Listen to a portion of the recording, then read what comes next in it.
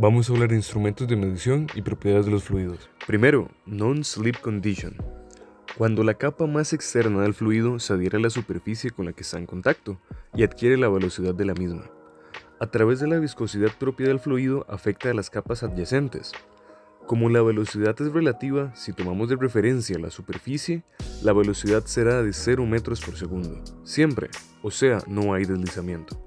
En el siguiente video se puede apreciar esta propiedad cuando metemos un pequeño tubo que contiene tinta a un flujo de agua.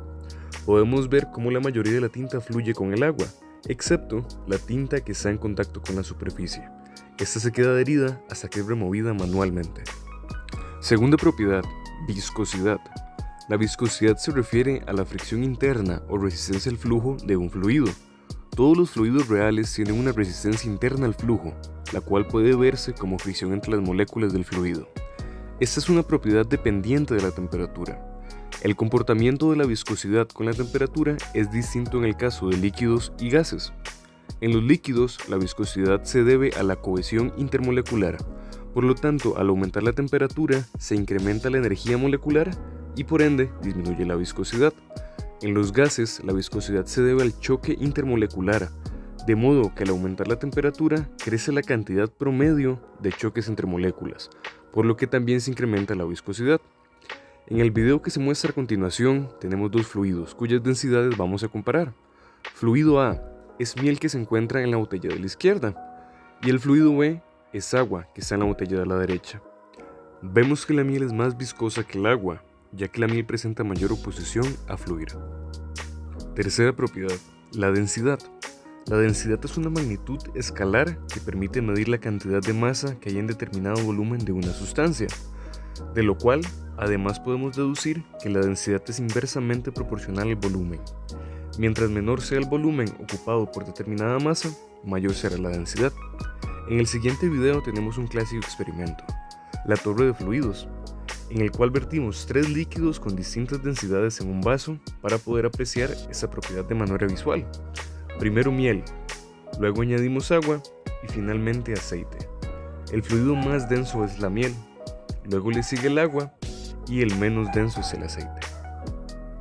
Cuarta propiedad, presión de vapor. Esta es la presión de las moléculas de vapor en equilibrio de fases con las moléculas líquidas a una temperatura dada. En las siguientes imágenes podemos apreciar el fenómeno. Un ejemplo es cuando tenemos una botella con agua cerrada. Con el paso del tiempo, las partículas del agua van a ir cambiando de estado líquido a gaseoso hasta alcanzar un equilibrio. Cuando ese equilibrio es alcanzado, la presión que ejerce el vapor de agua es la presión de vapor. Quinta propiedad, tensión superficial. La tensión superficial es el trabajo necesario para aumentar el área de una película de fluido. Dicho coloquialmente, ¿qué tan fácil moja un fluido? Esta depende de la temperatura y ligeramente de la presión. Por otro lado, depende fuertemente de las impurezas que existen en el fluido, lo que tiene consecuencias medioambientales. También depende del fluido adyacente. En el video que vemos a continuación, tenemos agua en el recipiente de la izquierda y etanol en el recipiente de la derecha. Vamos a dejar caer una navajilla, a ver qué ocurre. Cuando la navajilla cae en el agua, flota debido a la tensión superficial del agua. La película de agua es capaz de soportar la navajilla. Ahora repetimos el mismo experimento con el etanol. En este caso, la navajilla cae al fondo del recipiente. Esto se debe a que la tensión superficial del etanol es casi 3 veces menor a la del agua. Finalmente, para demostrar que la tensión superficial es afectada fuertemente por las impurezas, vamos a agregar etanol al agua. Vemos como casi de inmediato se une la navajilla, debido a que la tensión superficial disminuyó. Sexta propiedad, capilaridad. Este fenómeno ocurre por una diferencia entre las fuerzas de cohesión entre las partículas que conforman un fluido y las fuerzas de adhesión que se dan entre el fluido y el material adyacente. Para poder visualizar este fenómeno, vamos a usar un recipiente lleno de agua con colorante amarillo. Primero, vamos a sumergir la parte inferior de una servilleta. Vemos como el agua, entre comillas, escala la servilleta. Esto es debido a la capilaridad del agua. Para el segundo ejemplo, vamos a usar 2 trozos de vidrio y los vamos a sostener juntos. Los introducimos al agua con colorante y de la misma manera, vemos como el agua sube entre las placas de vidrio. Otro ejemplo lo podemos apreciar en las plantas, que sacan provecho de esta propiedad para el ascenso del agua a través de pequeños capilares en su interior. Ahora nos vamos a referir a los fluidos no newtonianos. Un fluido newtoniano es definido como un fluido que el esfuerzo cortante es proporcional a la deformación. Los fluidos no newtonianos no cumplen con esta proporción. Existen tres tipos de fluidos no newtonianos: plásticos de Bingham, pseudoplásticos y dilatantes. Un ejemplo de un plástico de Bingham es la pasta dental, que se comporta como un cuerpo rígido al estar sometido a esfuerzos cortantes mínimos, pero fluye como un fluido viscoso al ejercer sobre el mismo un mayor esfuerzo cortante. Pseudoplásticos son aquellos fluidos que la viscosidad aparente se reduce con el gradiente del esfuerzo cortante. Varios ejemplos de este fluido no newtoniano son arcilla, yogurt y sangre. Un fluido dilatante es el que su viscosidad aumenta con el gradiente del esfuerzo cortante. Un ejemplo de este fluido lo podemos obtener al mezclar fécula de maíz con agua. Se obtiene un fluido muy peculiar, que si es sometido a un esfuerzo cortante abrupto se comporta como un sólido, pero si ningún esfuerzo cortante se le aplica se comporta como un fluido líquido. Vamos a hablar de los distintos instrumentos de medición. Primero, el manómetro. El principio de funcionamiento de todos los manómetros se basa en la deformación de un elemento sensible en función de la presión y la transmisión de esta deformación a un mecanismo que actúa sobre la aguja indicadora.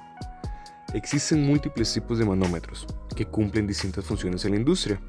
Para ilustrar el funcionamiento de los manómetros vamos a explicar a profundidad el funcionamiento de un manómetro de membrana. En los sistemas de membrana, la referencia de medición es la deformación elástica de las membranas sometidas a presión en un lado y fijadas en el borde.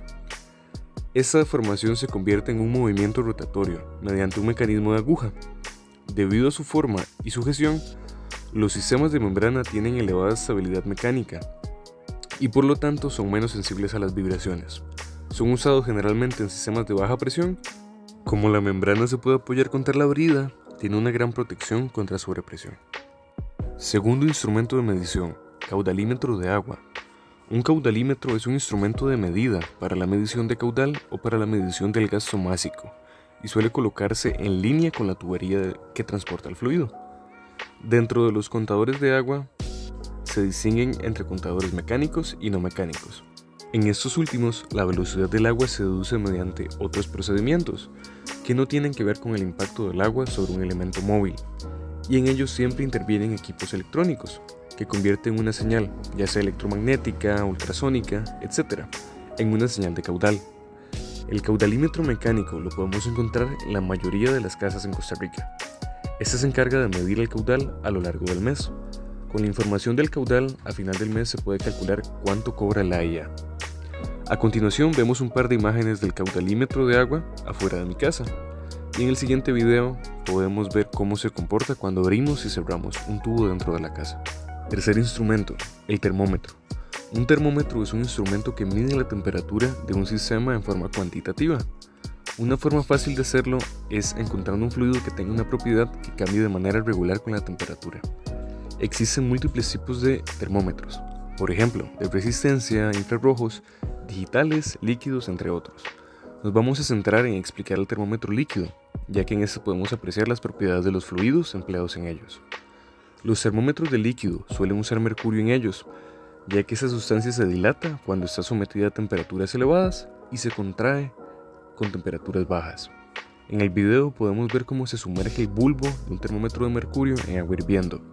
Apenas entra en contacto con el agua, el mercurio se dilata y vemos cómo sube la medida de la temperatura hasta alcanzar los 100 grados aproximadamente.